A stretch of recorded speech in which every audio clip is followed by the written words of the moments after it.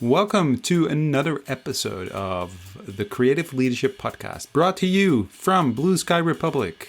Yay! So, uh, that was my best radio voice. It's not going to get any better. I've been doing this podcasting for only 1 year.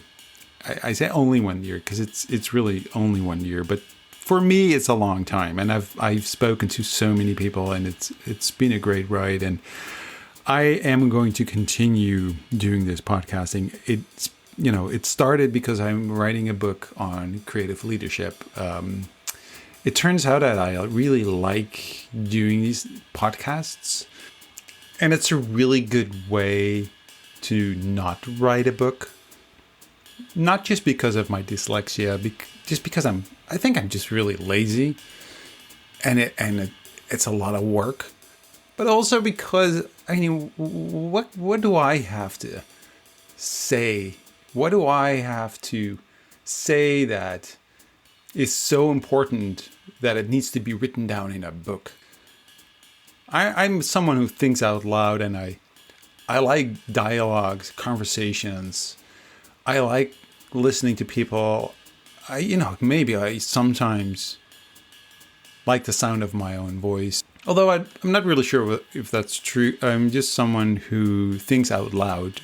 Do you have that? Do you have that? Do you think out loud that, you say something, you hear yourself saying it, that sparks another idea. You're like, oh yeah, that's really interesting. And then you kind of, you continue with another thought. And basically that's a loop that can continue forever. So I really do need people to tell me to shut up. And most likely I'll end up, walking the streets, talking to myself and having a good time. Anyway, talking about talking to myself, I think that's what I just did. Way too long. So it's time to listen to someone more interesting. Today my guest is Fieke Sluijs, and Fieke is a very bright and extremely creative person that I've met. We kind of belong to the same community in a way.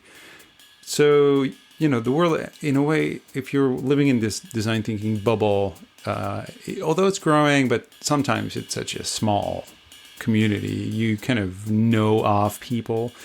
But I've met her at the Winter Web Jam, more specifically because she was doing these amazing visuals, these amazing visual recordings of the Web Jam. And anyway, I was also struck by her Web Jam. So she ran a Web Jam.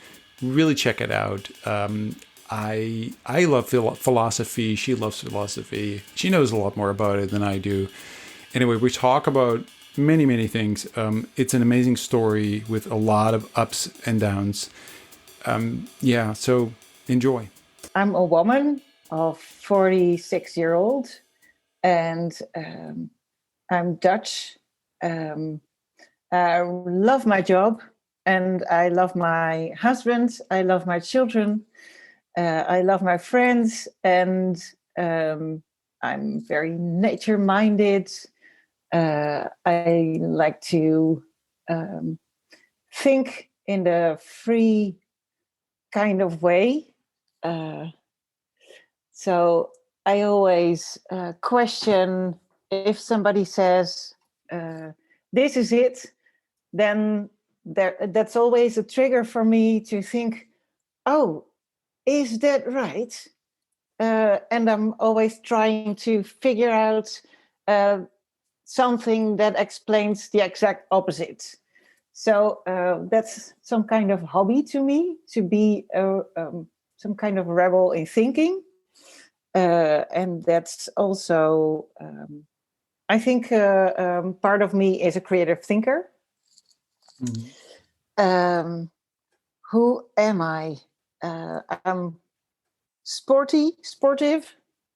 So I really love to move. I like kind of sports. Nature. Yeah, you mentioned nature. So what kind of sports? What kind of sports? Well, I do running. I like to walk. I used to perform a lot of different kind of sports. As a child, I did swimming, gymnastics. I played field hockey. I did basketball, baseball. I tried yoga, all kinds of boot camp like things in the gym.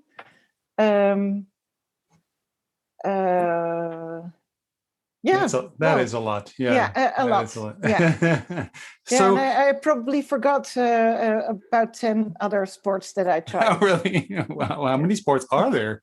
So, yeah, Okay. You can come up with any kind of new sport, so it will be endless. Yeah. That's true. So I'm curious about what you just said about if someone says, yeah, this is the way it is, you are like, really? Is that the way it is? Is that in a are you a cynic? Is that I don't think I'm a cynic. No, not at all. I just I think it's kind of a hobby to me to come up with alternatives for everything. Yeah. And that's why in school I always had very low grades on the multiple choice tests Because you because thought they could all be right. yeah, I could always come up with a story in what situation they will be right. So yeah, my imagination was against me on testing in multiple choice tests. Because then your brain goes like, that could be right. If I think about it long enough, wait a minute, what if they? Yeah, that's really confusing as a child. So this is something you already had as a child. This is yeah, definitely. When did that?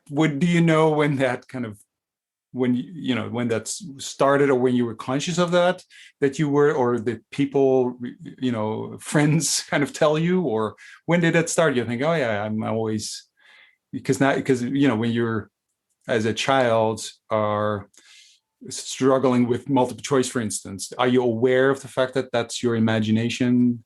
Are you aware of this? I think when I was a child, it was expressed more in things like being creative in drawing or in what I would wear, for example, 2 different socks. Well, the children wear 2 different socks nowadays all the time because the parents, they don't have enough time to put the socks together in pairs. But well, my mom, she didn't work that much, so she had the time, so she put them in pairs. But still, I love to be a bit rebellious in dressing. I think that's so fascinating. So having children, this is a topic, right? Socks. Yeah. It's like and it's so. I mean, I think you can do a whole PhD on this, on socks, basically wearing socks and shoes in a way. So wearing 2 different kinds of socks is considered like, you can't do that. That's rebellious. Yeah. And so there is this moment in your life when you have children, or with yourself, but also with yourself too. Like I lost one sock. This one doesn't belong to the other one. Why can't you? It's cloth. Yeah, it's just fabric. Why not? Somebody thought of the rule that we should wear the same socks or the same shoes, but then the opposite. Isn't that weird? But it's such a simple example of how, because you could say that is a simple example. It's just about socks, but it's everywhere in your life. Everything is, basically socks. The rules, the sock rule goes for everything in life. Right. So when my son, for instance, he's like, I wear 2 different kinds of socks. He doesn't, he's 9 years old. So he's not like, it makes no difference. So we're like, yeah, fine. But there is this moment that but I don't mind. I have to tell me I don't mind. So there's this moment like, do I care? Why do I? No. So there's a moment like, you might look silly, maybe like, I want to protect him. You want to protect your child from looking silly, but then like, Yeah. why, wear two different kinds of shoes. Well, yeah, that's really radical. I don't think we would Yeah. allow him. I'm now thinking, well, is that Yeah, something? it Can that? might be very inconvenient if you wear two Well, that's just different two kind of sneakers, two kinds of sneakers, and I'm just same saying. height. Yeah, I'm yeah, just saying, like, yeah, same height. What? Yeah, yeah. okay, sure, okay, fine. Well, Well, here's a whole new but line of sneakers, I've by got the a way. son of a 9-year-old too, and I bought Vans for him, but one of them is yellow and the other one is orange, and Yeah, he loved them, yeah, and yeah. I See, really liked that he loved them and he wanted to wear them. Yeah, yeah, you're like, you're yeah, my yeah. kid. I'm so proud. You're so proud. You wear two different kinds of shoes. Two Wonderful. colors. Isn't Yeah, that weird? How fragile we are as human beings in a way that you're yeah. like, even because your socks are not the same. You're like, They don't you're match. yeah, they don't match. Oh, Yeah. you're going to be bullied now. You're going to ruin your life. You're Yeah, going to but be there uneven. is some kind of force that gets rid of one sock of the pair, and I think that monster is in your Sure. laundry room.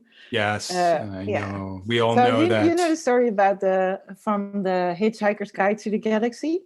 Yes, but please do enlighten us. Yeah, so this is a trilogy of 5 books. Actually, Mhm.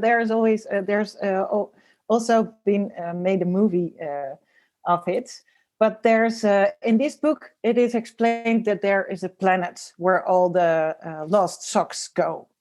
So if you're searching for your lost socks, they are on that planet. I think don't know where to find so. planet, but So for me, it's just universe saying, stop being such an nerdy.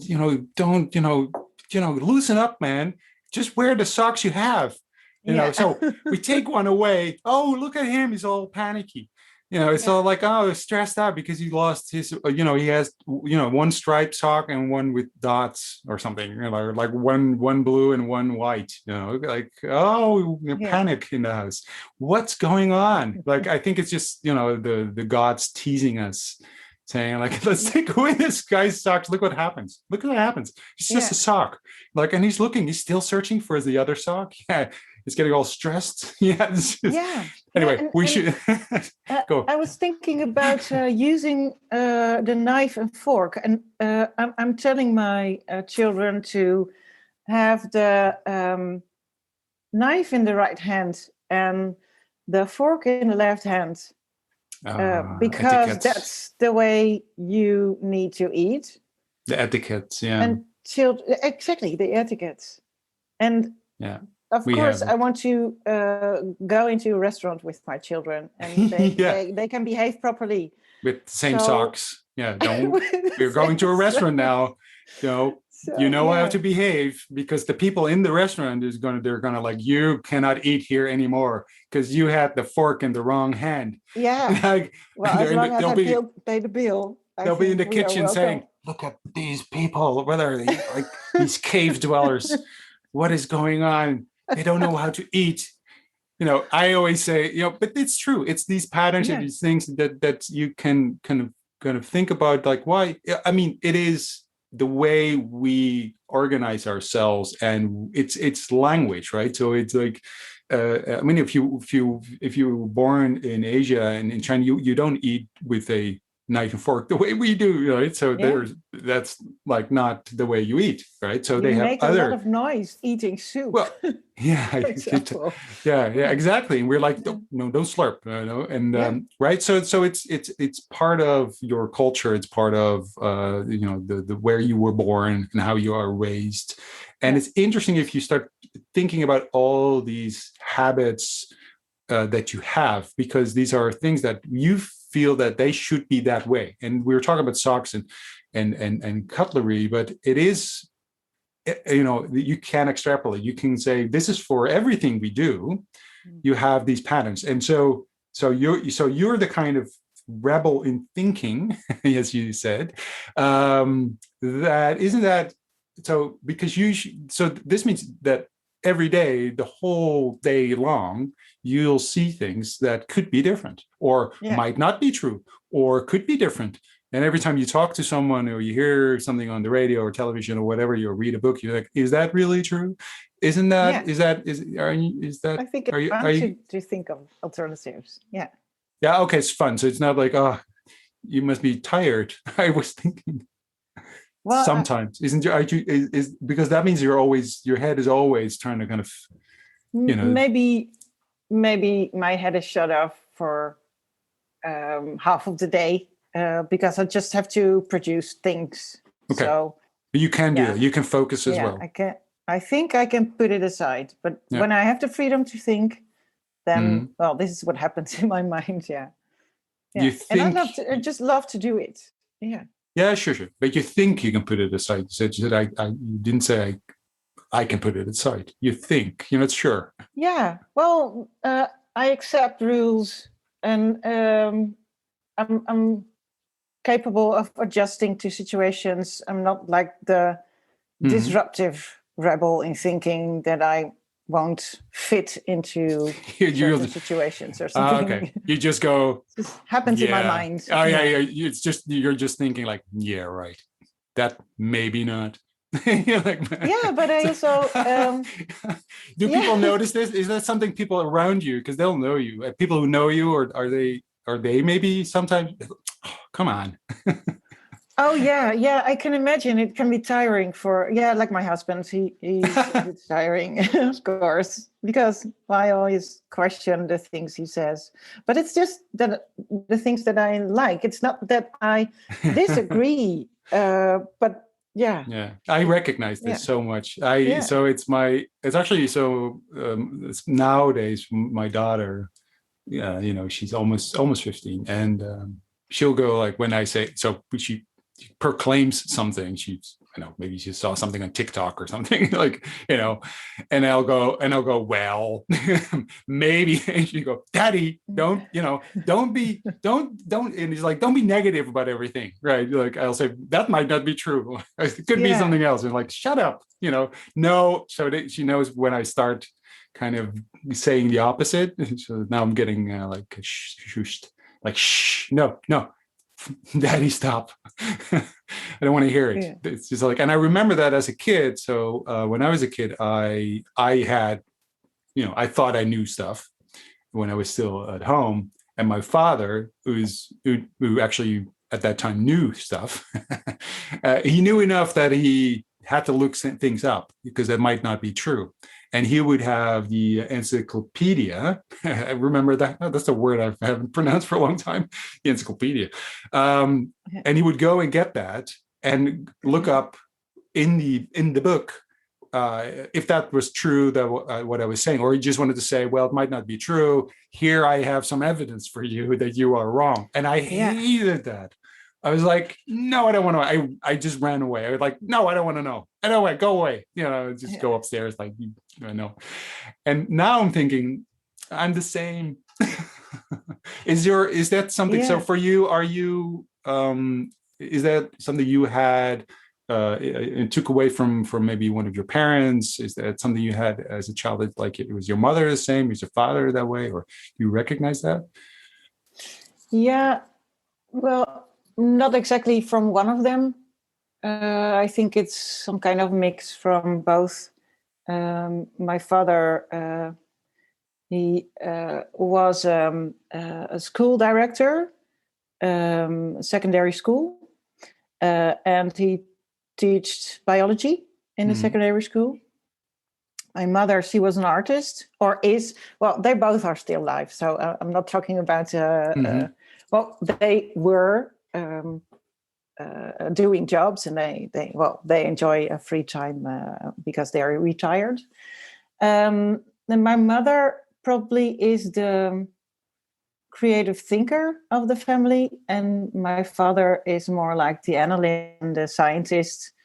Um, and well, I think the thinking different I got from my mother, and also the joy of coming up with something nobody else thought about. And my father is more like, he has these firm statements of this is true. And I think a rebel against these firm statements grew because of this. Yeah. But I think they were a perfect couple, or they are a perfect couple because of this. Uh-huh. Yeah. And are there... sorry, go ahead. No, the funny thing is that my brother became a scientist too. He's a professor in the University of Utrecht. And when he did his dissertation, his thesis to become a doctor, I remember there were several professors from all around the world in this like very formal room in the university. And they were saying, well, one of them was saying, this is this is more of an artwork, talking about his dissertation, than a piece of science. Or should we reflect on it as a piece of art instead of a piece of science? And I think we got both a perfect mix of qualities from our parents. Yeah. So they're basically, both of their voices are still in your head somewhere. So it's the I think because, so. I think I see that. So the scientific part of your father and the creative part. So which is kind of a blending, which is that's really interesting. I think that if you... Well, as a kid, obviously you probably don't recognize that, but later in life you can say, "Oh, right. I think it's I don't know if that's really true, but I feel that it's somewhere around your 33, 4, 5, you start kind of being able to zoom out a little bit and see yourself, and in connection with your parents, for instance, you say, "Oh, that's actually something I took from my parents." I think it's also where you start recognizing things in yourself, like, "Oh, I'm not." That's like for me, for instance, recognizing my father, like, "Oh, just like my father." It can be really very grumpy, or he can be like, my father has this weird thing that he can be very happy, and he's very soft and gentle, and but then something goes wrong, like a little thing, like a really tiny thing, and he goes like, "Ah, damn it." Oh yeah. And it could be like, we would have like birthday parties, and people would be gathering, and family, and would, chatting, and my father would go to the kitchen or something, get some cake or something, some drinks, and then could hear him in the kitchen. He would drop something like a spoon or something really silly, and he was like, everybody knew him as like a gentle guy, and then you hear him in the kitchen like, "God damn it." And I was like, "Oh." So he's very soft on the outside, and So he's also the scientist. My mother's an artist and my father's a scientist, by the way, as a side note. It's nice. Very recognizable, but it's this. So I recognize that in myself when I started doing that. I was like, "Oh, Lasmail, no, that's my father. don't go there." But it's like, it's inescapable. If I have to do some put a nail in the wall or something like that, or he's like, there's something that my father comes up, he's like, like, "Oh, terrible."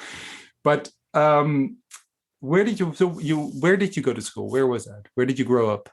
Well, I grew up in Woerden, which was a very much of a Christian village, but I didn't notice it when I was little. I went to just like an open school without religion. Because it's the Dutch Bible Belt, right? Where is part of right? Yeah. Well, I think until I left when I was 18, I didn't know how fast I had to go. I lived in Utrecht afterwards, and afterwards in Rotterdam, and afterwards in Amsterdam. But I grew up there, and I remember a very happy childhood. I had a very happy childhood there, and a lot of space to play. I got the space to play from my parents. And so when you went to school there, you went to middle school there. You went to, and you just mentioned that you had trouble with some of the tasks at school, but were you otherwise, was everything going well?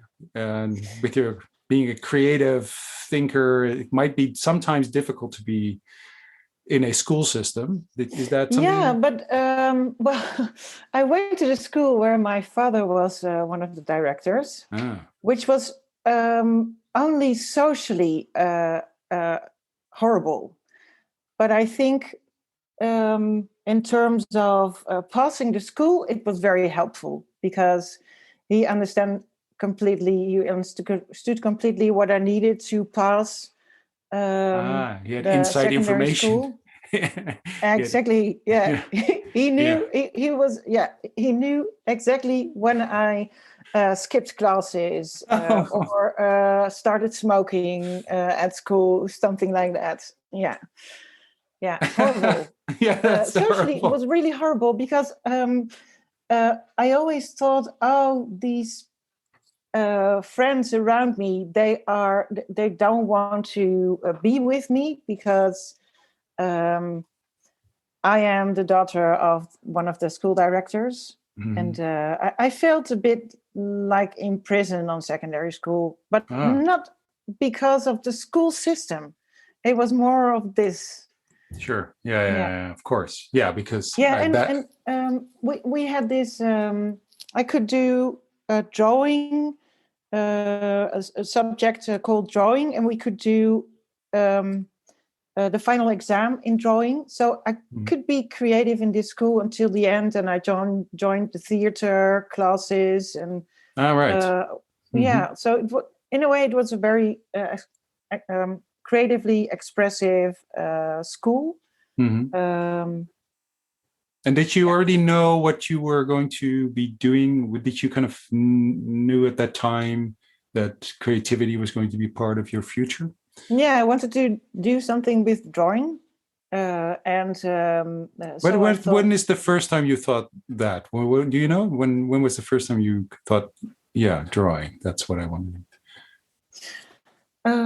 Well, in primary school, I wanted to be a famous actress. that was my first dream. But then in secondary school, I got a bit more shy, and I got rid of that dream. And then I thought, well, it must be some kind of creative expression, but let's not be on the stage. So I think during secondary school, in fourth or fifth grade, I think it was my mother's idea. She told me there's this profession called graphic design. I think would suit you perfectly. So after secondary school, I went to the art school. But I think after a year, I dropped out because I totally didn't understand the whole like arty talk around it. They were talking about concepts all the time, and I didn't understand it completely. What they wanted from me, I just wanted to make beautiful things. Isn't that enough?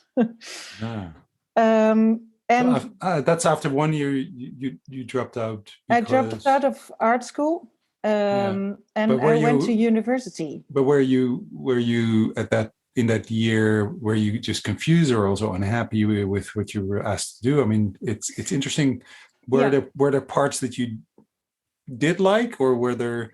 Well, yeah, of course. I like to make things, create things, but sometimes I got too much freedom. We've got this class, and I thought it was called plastics. It was called plastics. It didn't have to do anything with plastics, like plastic soup and stuff, but more like shaping things. But we didn't get an assignment. We just had to do something.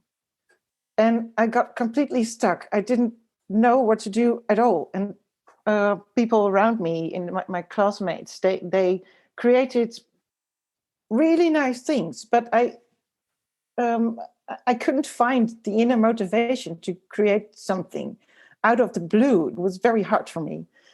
And at the same time, I missed some kind of intellectual or theoretical basics that I really needed to, well, as some kind of food for thought. What do you mean with So theoretical? Because you say yeah, it was very conceptual what they were trying to do. So yeah, but at the one point, but it wasn't. What do you mean with theoretical? More like the craft of more in that kind of way. Can you if you look back now, do you think, oh, well, if if they what would have I told you? found really hard is that I had to find it all in myself, Hmm. to get it all from myself, tell my own stories. And most of the time, when I heard stories from fellow students, sometimes they were marvelous, but also sometimes they were like, I worked on it for a week, and I got this thing, and it was like it was like a string, and they just found it on the streets, and I think they just found it that morning, and Ah, well, they were working on it the whole week, and they had this right. big story around it, but it felt so wrong to do something like that to me. So Well, that fits in the pattern of your rebel thinking of, yeah, wait a minute.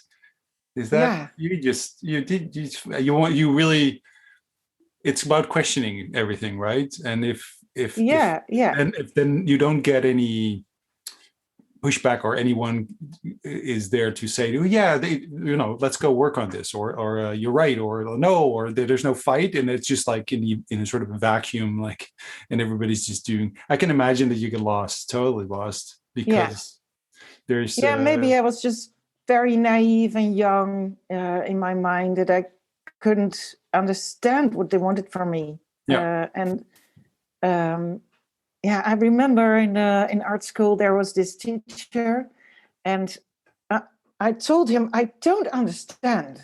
I really don't understand what he was talking about. Very strong lines, and then I thought, what do you mean with strong lines? So. Ah. It was all so incredibly subjective, and you can come up with anything. But I needed something to hold on, Right. and it could be theory or anything. It could be philosophy or anything, but there needs to be something. So I really enjoyed classes, culture studies, and art history, and I decided to go to university and study art and culture science. Hmm. And I did that for 4 years, and finally, my thesis was on a philosophical topic. Actually, I wanted to explain what art was. There was Oh. my question was, what is art? And of course they said, well, you can't do this. But I did it. And I did a case study on the fountain of Marcel Duchamp. In philosophical environments, they talked a lot about this artwork because Right. it was one of the first artworks that you could never say this is art about, but still it became an artwork. And Hmm. how does that work? So I was fascinated by these things.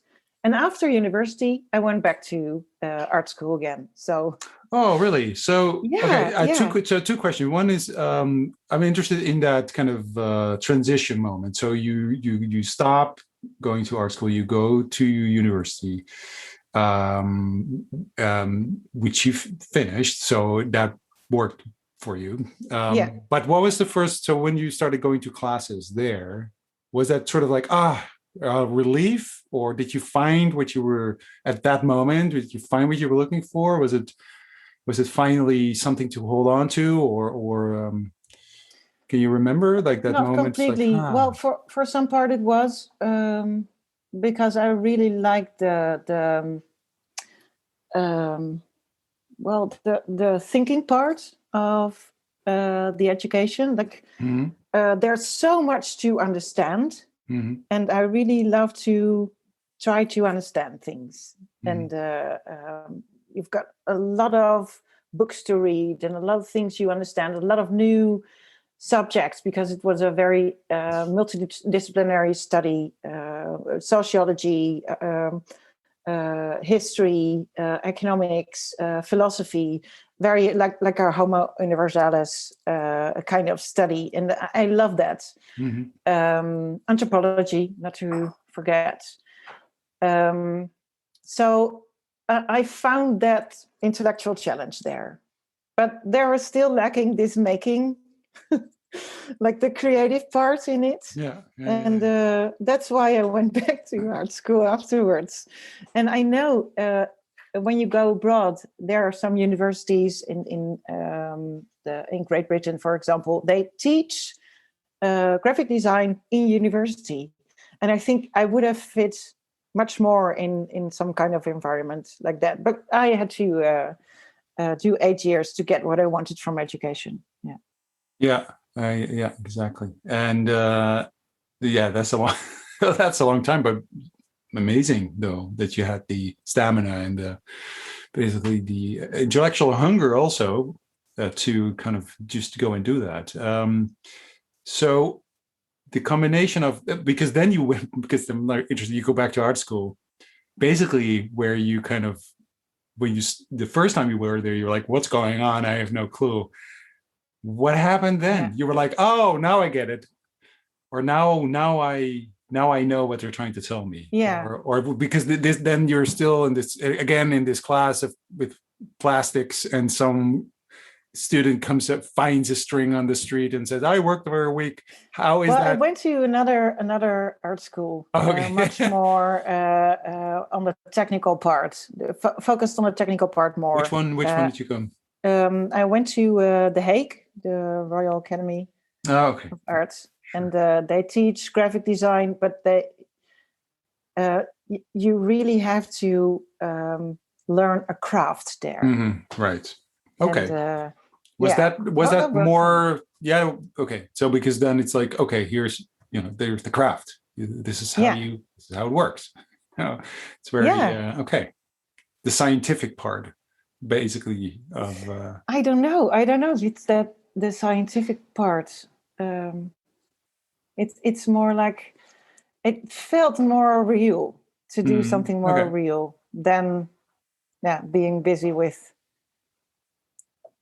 the string for a week, or the story about. Did you also consciously choose that other school? That was it a conscious decision that you? I'm not going back to because of the first school. Which one was the first school that you went to? The first Utrecht. Utrecht. Yeah. Yeah. Okay. So you, art school in Utrecht. Because at that time were you living in Utrecht? Yeah. Okay. Yeah. So you really chose not to go there. Yeah. Okay. I also looked for an evening program. Okay. They called it studying part-time, but I had to go to school in the evening every day. It was like 5 days a week. It's part of the day. 5 days a week. The evening is part of the day, so it's part. So I could work during the day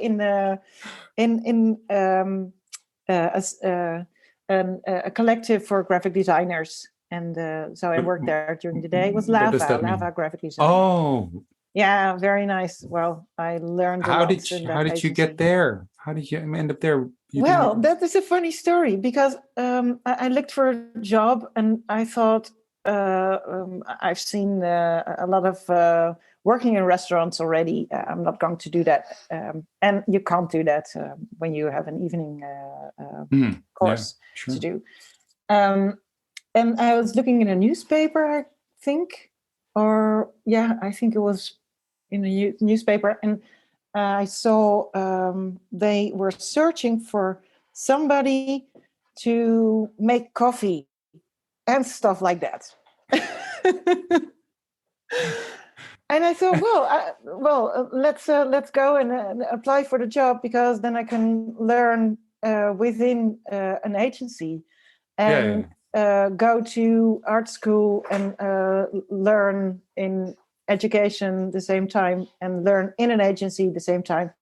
So at first I was making coffee, but in a few months I did more than that, and I became like a more or less a junior designer. So I helped with a lot of projects, and I learned a lot there. Yeah, I can imagine. So that's a nice, well, not coincidence. I mean, you were looking for it, but still, that's exactly the direction you wanted to go. And an agency like that, I mean, they were. Yeah. So I'm not sure they still exist, right? So I mean, they're. Yeah, I think they are a bit different than back then. But at that time they were the top of Yes. of these graphic design agencies. They were amazing. They were amazing. Yeah. And they still are. Maybe for those who are listening, I don't know if they're not. Maybe they're seeing. I don't know. I left that bubble. I think I don't know. Now I'm thinking, why don't I know if they don't? I'll look them up later. Lava, wonderful Lava agency. was involved in restarting magazines at the time, and the magazine business, that's not so much anymore. No, exactly. That's why I was wondering. Yeah. But they were a big inspiration for me as well. So okay, so that's the job you had, and then in the evening time you were studying, which is a great combination, because basically you were doing the work, or at least in the environment at first, and then slowly starting to do the work. And so that time, that evening course, that was easy. Was it fun? Because it sounds like very rhetorical question. No, I had a very hard time. So I didn't finish this one as well. Because after 2 years, I had a lot of issues from stress issues. Yeah. So I really, I had to stop. I didn't want to, but for my health, it was better. What is stress? If you work during the day in this graphic design agency. But what are stress issues? Stress issues. Well, for example, I got very much pain, a lot of pain in my shoulder and upper part of my body. And at one point, I couldn't lift a cup without pain anymore. I had pain all the time. So I got stressed from every deadline, only looking at the deadline without thinking about what I had to do. It was, very stressful in my mind and also in my body. And I needed to quit that as well. Yeah. So after 2 years? After 2 years, And then what happened then? Were you doing sports also? Because at that time, because maybe because if you're also I did. You managed to find time to do sports too. Well, which is great.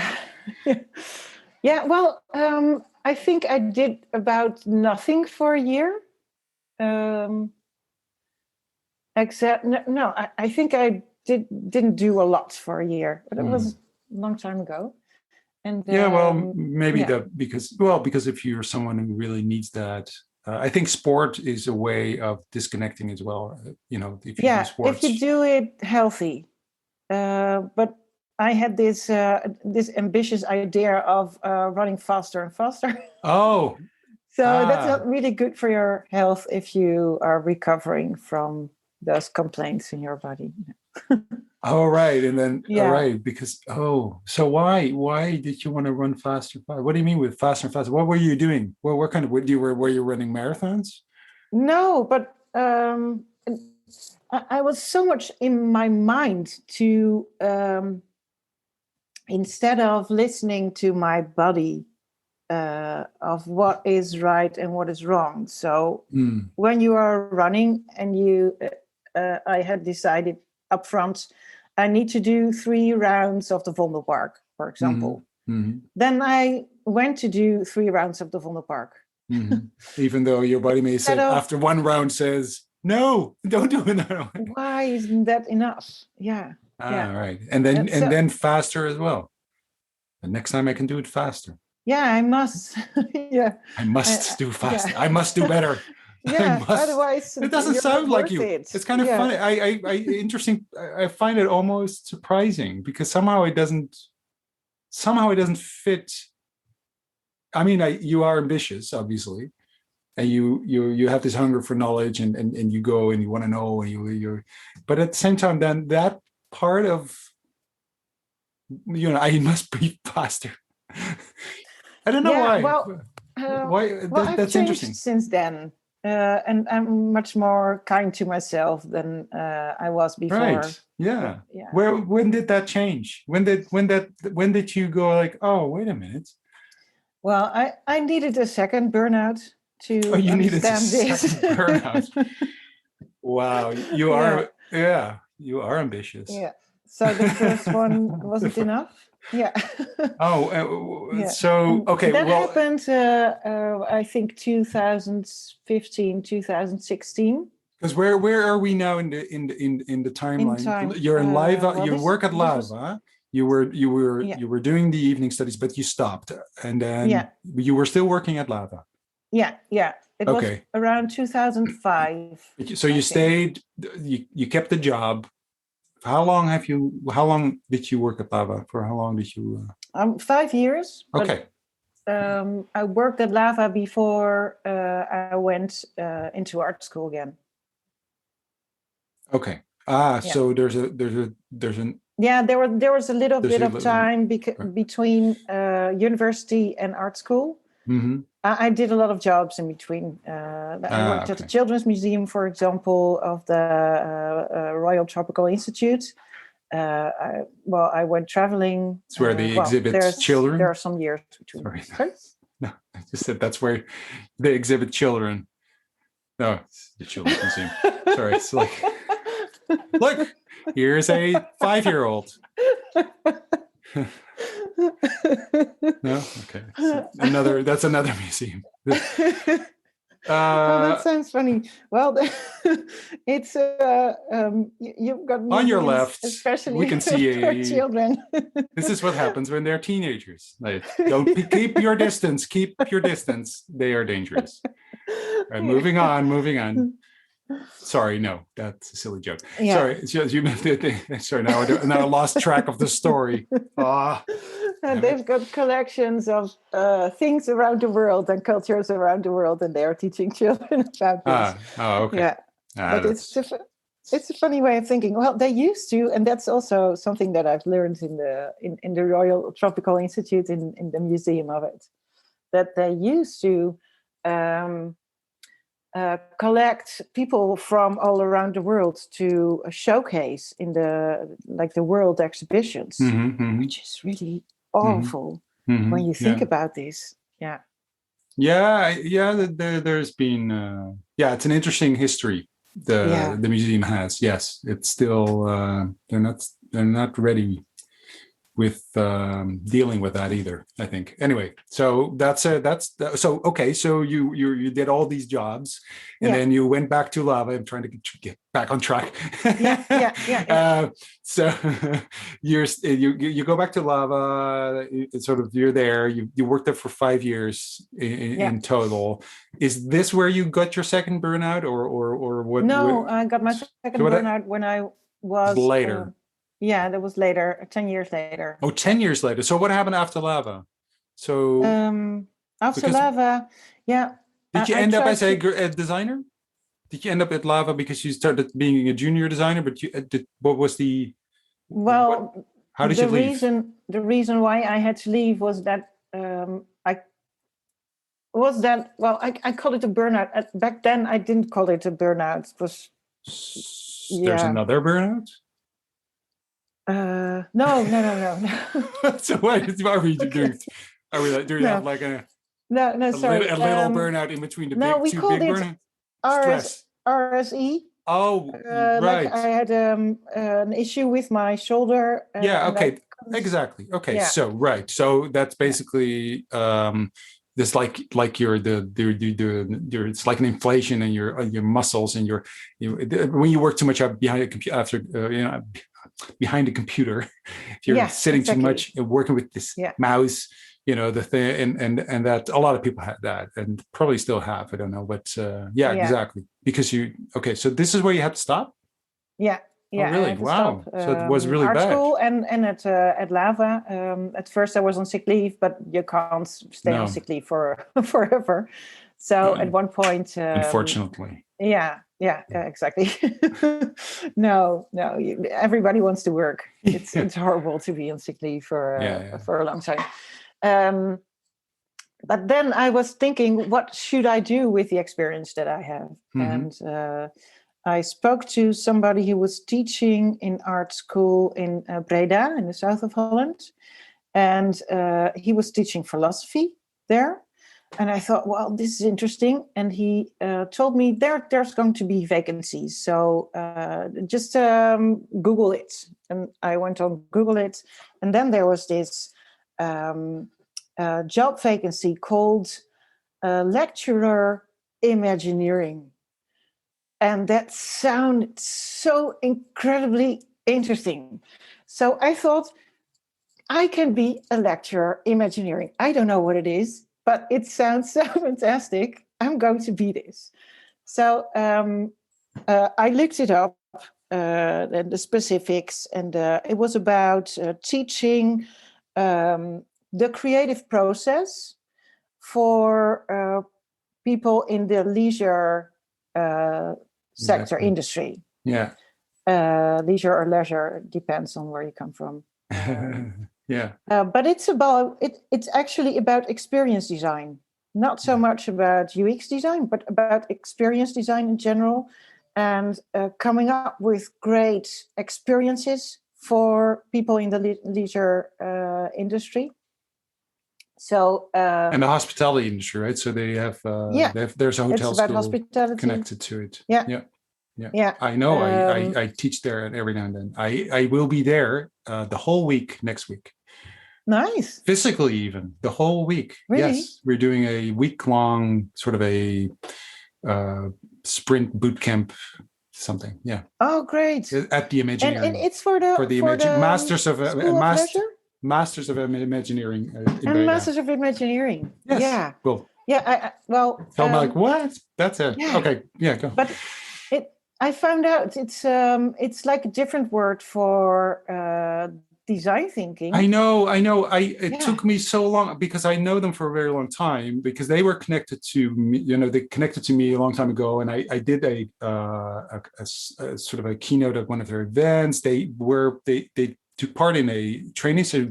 Some of the teachers took part in training sessions that I gave a long time ago, and it took me so long. It took me actually.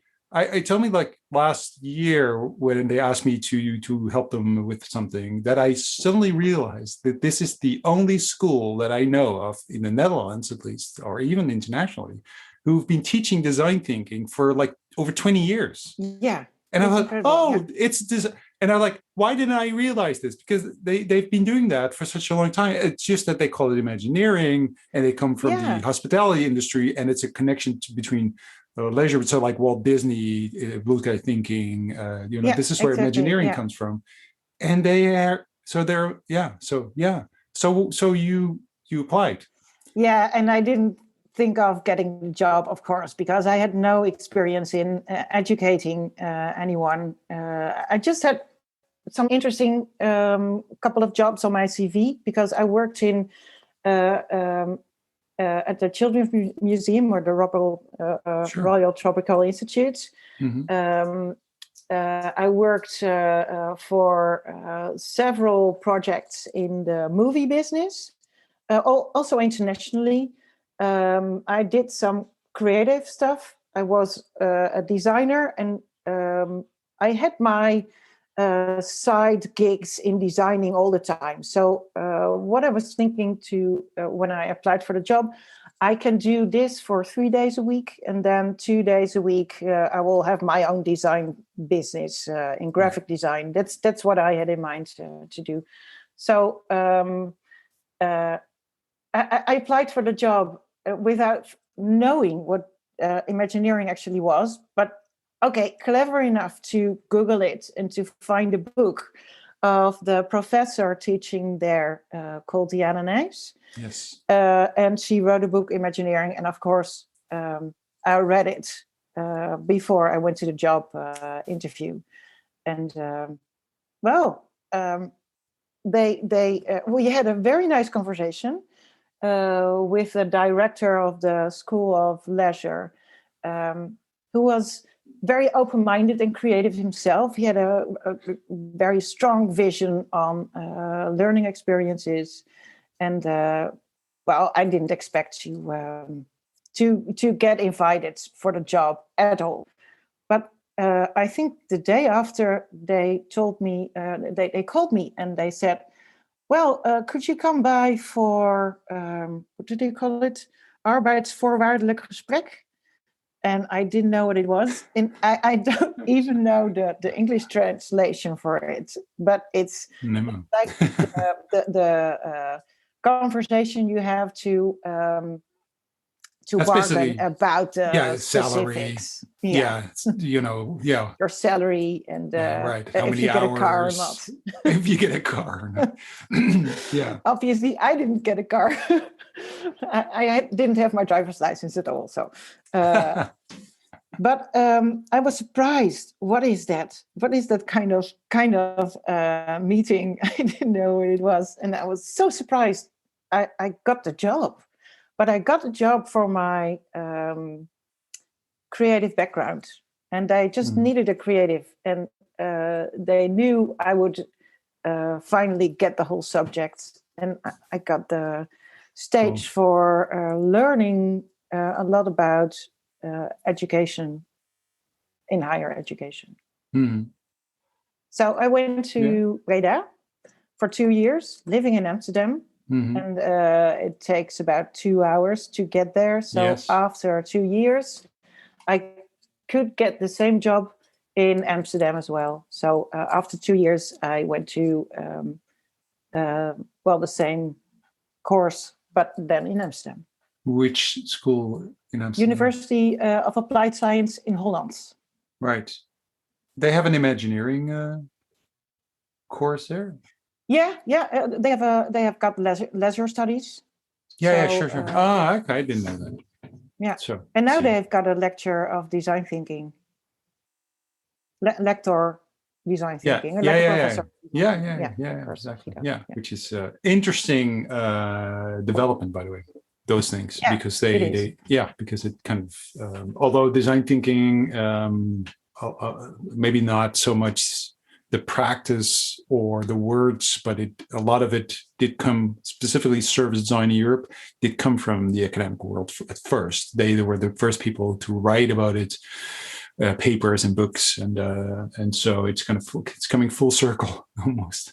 It's interesting how that works. So then you went to Amsterdam because education is also a little bit part of your DNA, right? Because of your father. Yeah, so it's not that it's not that odd. It's like you kind of grew. I never thought of becoming an educator when I was a kid or in secondary school or after.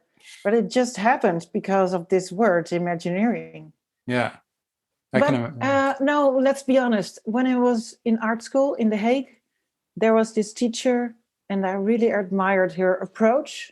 And I thought, wow, it would be very nice to teach in art school. Right. Yeah. Okay. Finally, I didn't end up in art school, but it was a creative. Module. And how long did you stay there? And we're working our way towards the second burnout. And like, when is it coming? It's like this is the cliffhanger. It took me about 10 in the next years episode. Well, it took me about 10 years, and I had a very nice time. So we're still not there. So it's not in Amsterdam when you were there at the school. Is. Oh, it is. Yeah, it is. This is where it happens. There. Yeah, but I worked there for about 10 years. 12 years in education and tried to do my design business aside. Is that why you got that burnout? Because you were like doing two things at the same time, or what was the reason? Yeah, and If you well, compare to the first burnout you had, I mean, was it the same reason? Too many things, too hard on yourself. too Yeah, hard on too hard yourself. on myself. Like the Oh, running. right. Yeah, This is where that's I can do better. I should do more. I should do better. Yeah, Yeah. yeah. And the voice of you're not worth it if you are not doing better. Yeah, Ah. but also because of the system. So it's like a clash between how I am and the structure of education in higher education, Mm-hmm. because I wanted to improve everything, Mm-hmm. because I had this human centered design mind, and people around me were thinking exactly the opposite. They were thinking in Excel sheets and thinking about how much students you can get through education in 4 years, and the more the better, because you get more money. So it's a very perverse incentive to do it like that. And I had the chance to do very nice projects there. So at first, I just was teaching students Imagineering, and I got them to teach Photoshop and all kinds of nice things like making movies, videos. So I did media skills and Imagineering there. And at one point, there was this big amount of money coming from the government to get higher education collaborate with other higher education institutes, and also with the private sector. So you could submit projects and get money. And from that time, that was the first time that me and one of my colleagues, we applied for this kind of amount of money to execute like an innovative learning concept. And we did that for a few years, and one project after another. And I really got the chance to show how you could improve the learning experience of the students. So that's what I did for a few years. But every time, because it's very much scheduled in a few months, so you get money for a year. Right. And then you have to apply for new money. We were very successful in the quality of the projects that we did. Mm-hmm. And the school were very happy to put them in the in their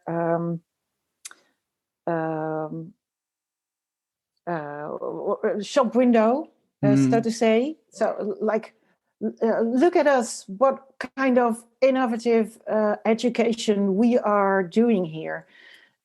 So I expected that they would adapt it, that they would finally implement our ideas in the ordinary, or in the rest of education. Because in the directors board, they told everybody, this is the future of education. We need to organize it like this, and this is this is impactful education. So I thought, well, okay, let's give me this amount of money, and we're going to create it. We're going to implement it. But it doesn't work that way. So I was very naive. And later on, I understood that what I did wrong, because I was inexperienced in innovation in big organizations, that you are creating two things. You are designing two things. You are designing new education formats. And I did a lot of experiments, very nice experiments. But then there's this other thing you need to design, and that's the intervention in the bigger organization. And I totally forgot about the importance of the second design. And I never thought that would be necessary because they saw how valuable these new projects were. So why don't they adapt them? And to do innovation in a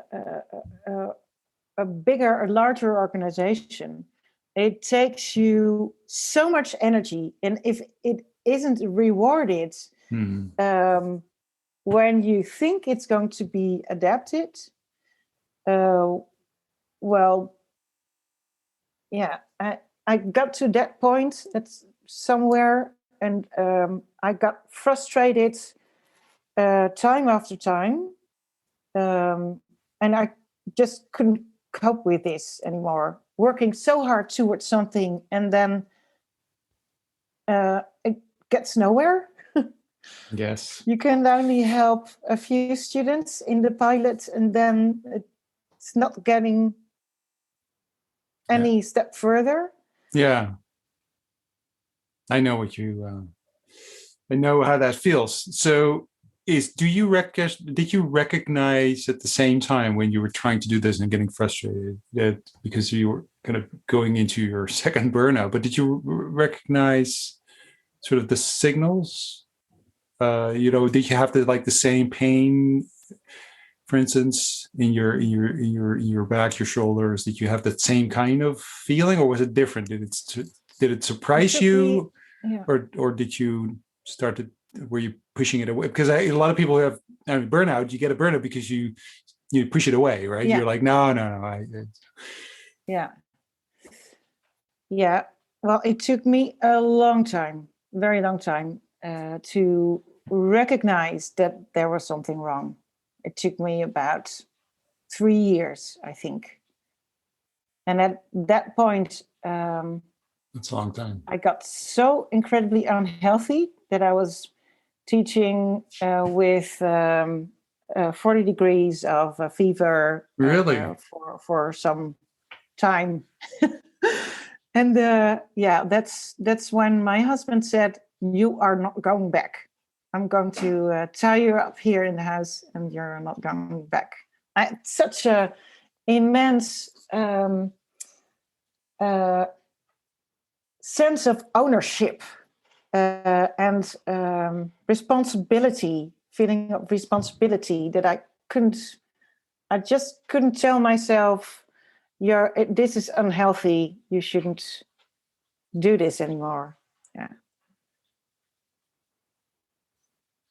Yeah. So, and then one point, I got to the hospital, and really? They had to check on, bad diseases like HIV, because I had this small amount of white blood cells, but that could be just after a fever or after a flu. You can have a decrease, but I had there was all kinds of metabolism that was wrong in my body, and so it took me a long time to admit that there was something psychologically wrong, because I thought it's all in my body, or everything that's wrong is all in my body. So it took me a really long time. That it was the monster was up here in my head, telling me to do better, and telling me to do more, and telling me to perform all the time. Yeah. Yeah. Because where did that Yeah, it's just a quick. Where did that come from? Because in your story, as far as I can tell, and, there's not a specific thing that you could say, well, oh yeah, because you were pushed so hard by your parents or something, or you. So it's No. really, it's really your own fault. Yeah, it is. No, Yeah, it is. no, Yeah. but yeah. So it's interesting, right? So where does that come from? If no one, if you're not in an environment when there's no one telling you this, or when you're not pushed by anyone, or you're just pushing yourself to this Yeah. limit and actually over it. I mean, if you have to go to a hospital and they're and you have that severe situation based on a burnout, based on you telling yourself you have to be better, and that's a very extreme reaction Yeah. in one way. But that's it. That's so. Did So you? it's sorry. No, go ahead. I'm almost ready for your next question, but there are two sides of this mindset. Because it also takes you somewhere. It also takes you somewhere, but despite of your health. What do you mean? Well, it also the mindset of doing better and performing and being ambitious. It also takes you somewhere where you wouldn't be if you just had a laid back mindset and think that, well, if you are content with the first things you do, yeah. So it also takes you somewhere, but yeah, it shouldn't. You shouldn't let it happen that it completely destroys your health. Yeah. So there are two sides. Yeah. Yeah. So you're saying that if you don't have that attitude, that drive, you would not be able to achieve the things that you achieved. So you achieve them but you could also argue, if you wouldn't have that drive, you maybe would have finished art school second time, and other things would have happened. Yeah.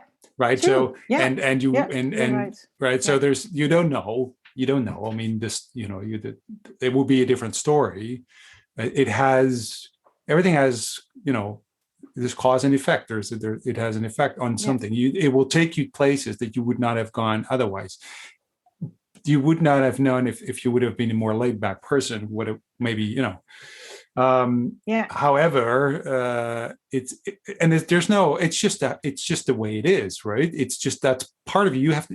You have to discover that, because it's not like you were conscious of that. You were kind of destroying yourself, right? It's just that it's like if you are if you don't pay attention to these signals and you're pushing them away, you could blame yourself, but at the same time, it is just, I mean, that's how we work. That's how the brain works. It takes maturity, and it takes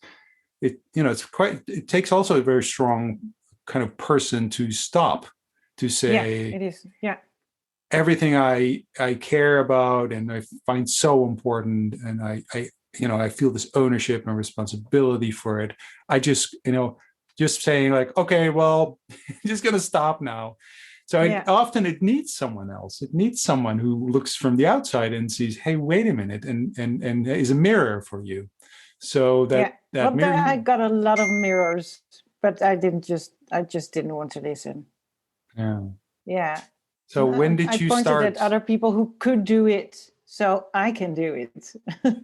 But I forgot that I also had 3 young children at home, and I didn't have a lot of sleep because of that. And, so I learned not to compare myself to anybody else. That's Yeah, because usually the other people also, their story is slightly different. I think when people from a distance look at you, they also see another person than you really are, right? So it's always that way, right? So the story, there's always a backstory. There's always something. Yeah, but so. Yeah. So then you are there. You're in that situation.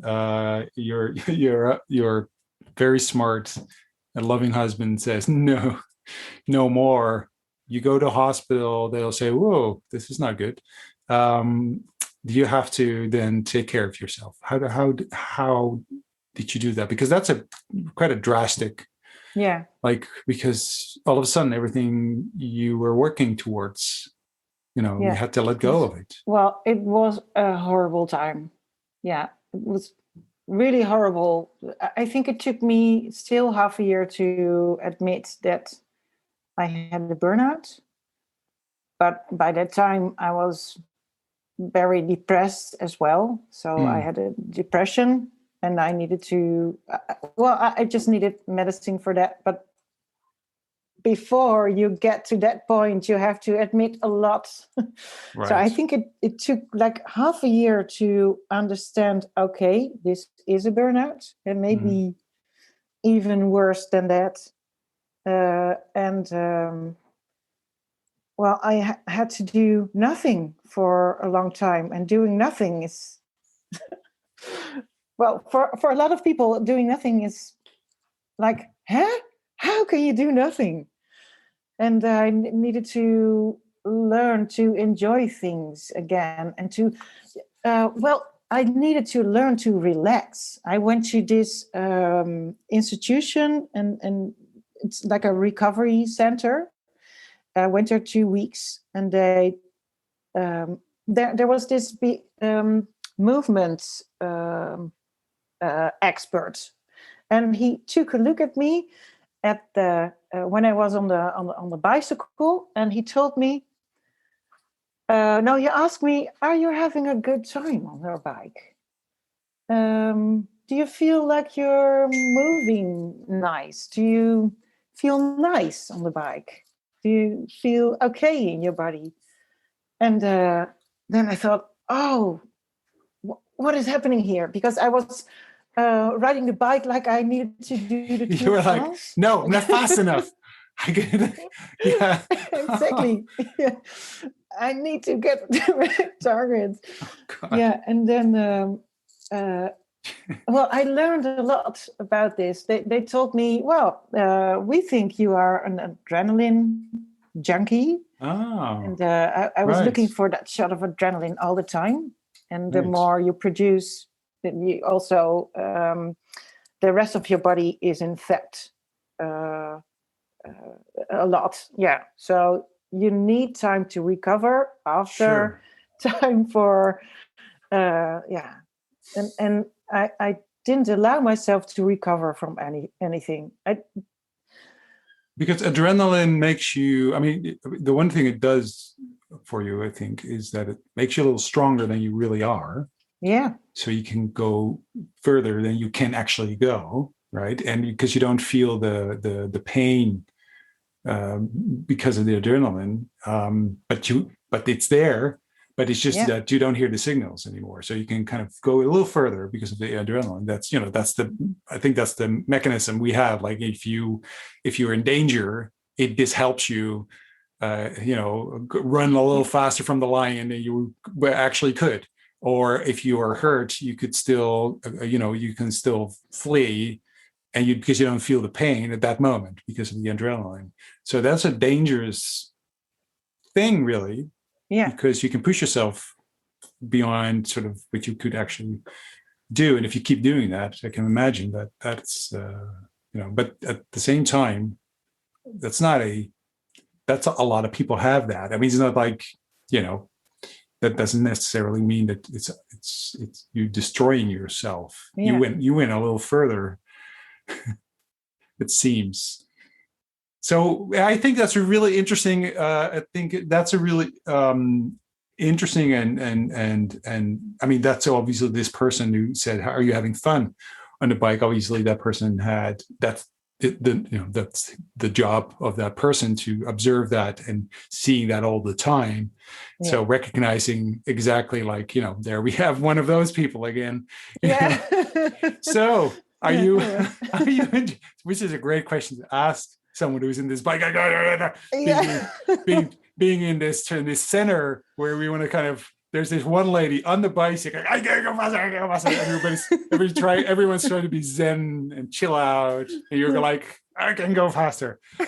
So, Fieke, are you having a good time? Are you? Because they were observing you. They were observing you for a while and thinking, I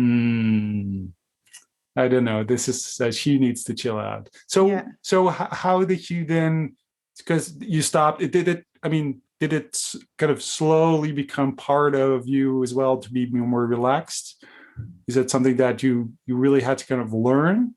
Yeah. How did you learn to be more relaxed? How did you do that? Because a lot of people need to, and this could be, and I'm one of them. so tell me, how do I learn to be more relaxed? It took me a long time, a really long time. I think it took me more than a year. And finally, I think it took me 2 years to completely recover from the burnout. So that's a really long time. Well, how did you do that? It took me antidepressives. Do you call that? Yeah, I think that's the right English words to get out of the depression. Because once you have a burnout, you can recover from the burnout. But once you have a severe burnout, then it can lead to depression. And well, I've seen statistics, and I think 50% of the people that have a burnout, they also get depressed. And I think that was even harder to recover from than the burnout itself. So physically, I think it went well after a year, but in my mind, I still had to do a lot of work. And I discovered that they are part of the same thing. Well, it's just the body and mind. They are. This is when you discover that, like, oh, it's connected. Yeah. The thing is connected to my head. It didn't make sense. It didn't make sense before, but it does now. And there are some mantras that I learned in those times, like everything I do is a prototype. So you don't have to be so hard on yourself. It can always be improved. I got help from many coaches and psychologists, many people, like people from that institute. Well, because I was forced to appreciate relaxation and de-stressing, I finally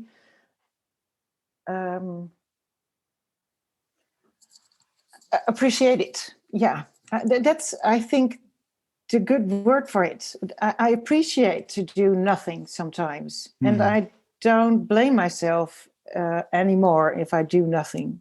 Right. So I really needed a shift in my mindset. So it's also accepting. And I didn't learn that from the first burnout. Right. Well, because did you get help from other people in your first burnout?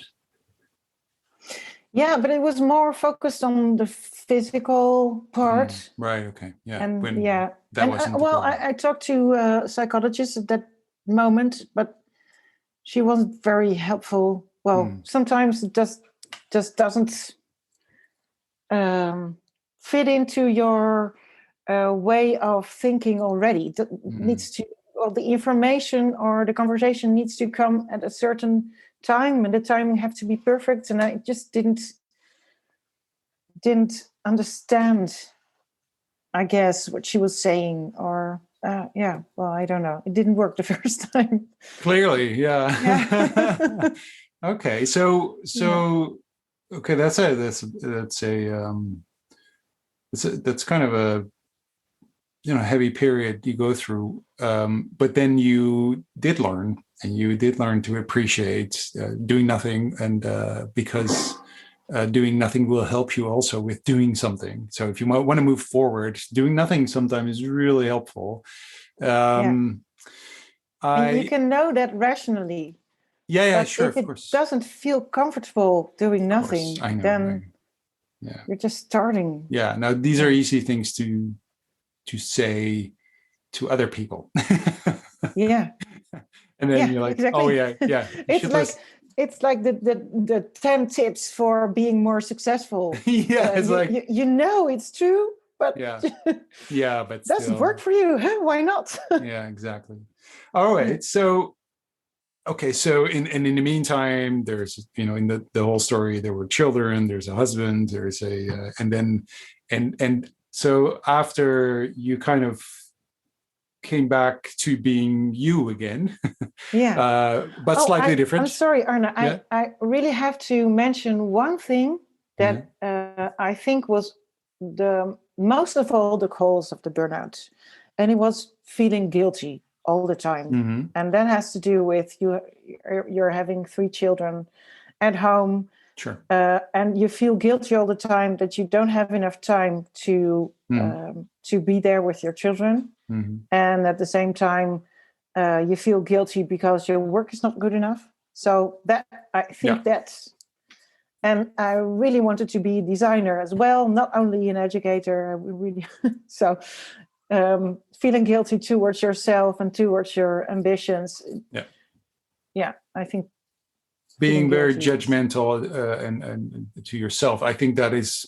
I think yeah, a lot of the problems we have as human beings, it's that I think this is at the core of it. It's yeah, insecurity, thinking you could do better, wanting, and being very judgmental to yourself. So, which is it's really tough to kind of, and you had a really extreme case of it, but I think a lot of, if not all people, suffer from this, yeah, right? Am I good enough? And judging yourself all the time, which is really so. If you're able to kind of, because then you can't enjoy doing nothing yeah. because it's impossible because there's this voice in your head, saying, hey, you You should should do do something. sports. You You should should do do sports. work. Yeah. And better and faster and Yeah, more. And because, yeah, exactly. which is again, an odd thing, because it actually contradicts the thing that you actually want to do. It's actually not going to help you at all. Yeah, As we clearly hear in your story, that did not help. In the end, it didn't help. It might help. It helped you maybe in the moments, but if you look at the long term, that was not very helpful, no. right? So what happened after? So or like you went back to work. Well, So when did you I start tried to doing? go back to work, but that didn't work because I had to go back in my, well, what I call cage of doing, well, teaching and Yeah, yeah, running on the conveyor belt. Uh, so I really had to quit this job. yeah. Um, Right. Well, at first I tried to arrange a really nice work environment within in Holland because they were setting up a living lab and field labs, and I completely fitted into that concept. So I tried to pave that path for me, and I even got financed and funding for me in there. But the person who was responsible for me, my manager, he said, no, you can't do that. I need you in my pool of teachers. And I said, well, I've got funding, so you can hire somebody else. But no, you have to come back. Oh, really? Oh. And he didn't say it like that, but I had to go back into my cage, and I felt so trapped that I needed to quit the job there and focus totally on my designer's part of work. So yeah, that's when I went completely working for myself as a freelancer. And how did that go? How did that feel? What Yeah. was that? Oh, it was great. Yeah. Yeah. Yeah. I've got so much freedom, and everything I do is nice. Well, I can just follow my heart in doing things, and I can do them really well if I want to, and nobody's judging it unless I'm judging it, or the commissioning client is judging it. Well, I can do the things that I love, and I can explore a lot because I can just create time to explore, and I don't have to be productive from 9 to 5 within a job. Yeah. So it creates a lot of freedom for me. So do you think that you needed to go through this journey to get where you are now, or did you needed that? Because you could say, well, why didn't you do that the first time? Yeah. I'm wondering. Well, I tried to be an independent designer before, but I had a hard time selling myself when I got a very serious fee for drawings or designs that I sold. Then I felt guilty. Right. That I asked so much money for. You're not good enough. Yeah. Well, I was not so much of an entrepreneur back then. And right now, I think I had to go through those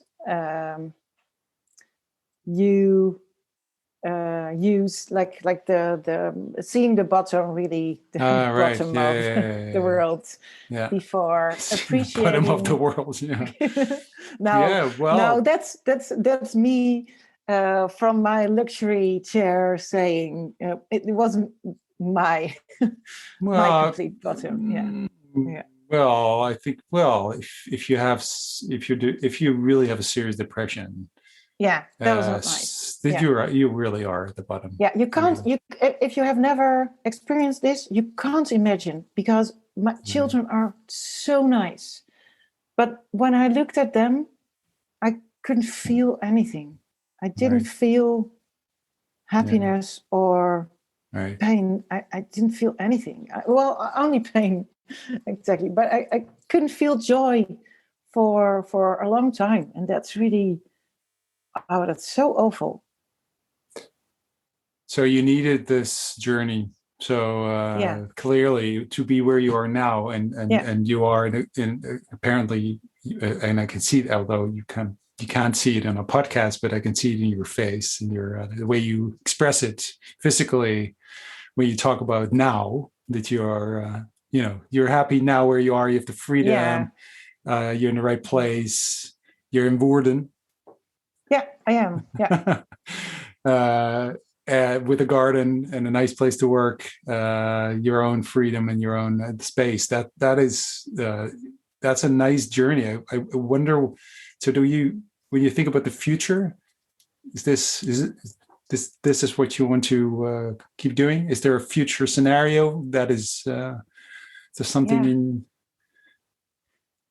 Yeah. Well, one thing. If you are describing me, I always want to have every scenario open.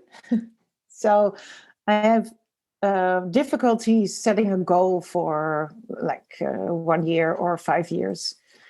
But one of my dreams still is to have a bigger company than just myself. Yeah. And the way I work now is I'm one entity, and I work in networks on projects with other entities. But still, I've got this, it's like a childish dream of being a director of a creative company. I don't know if that's going to happen in the future. And if not, I will be as happy as I am now. It doesn't matter. But still, it says that there's something inside me that maybe in the future when I grow old.